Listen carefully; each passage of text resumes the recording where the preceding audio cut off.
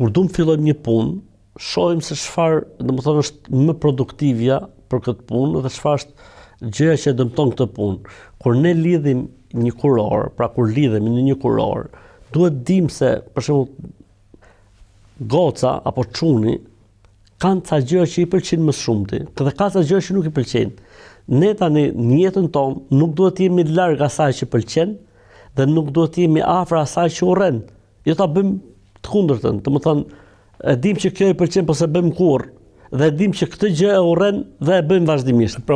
Për provokim. Sikur po provokojmë situatën. Pra ne duhet të jemi tek pjesa e çfarë i pëlqen më shumë atë ta bëjmë më shumë dhe çfarë urren më shumë sa të largohemi më shumë. Për këtë arsye tregohet se të parët tanë, sepse ne kur flasim për të parët tanë, bëhet fjalë për një periudhë kohore para 1400 vitesh, 1500 vitesh. Ka gjëra shumë interesante.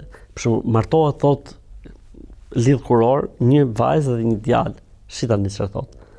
Thot, ne tani më do të jemi bashk në atë parë të martesës. Më trego çfarë urren që mos ta bëj kurrë.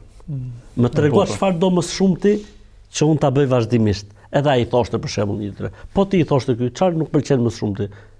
Çfarë urren më shumti? 1 2 3. Çfarë ke qejf më shumti? 1 2 3.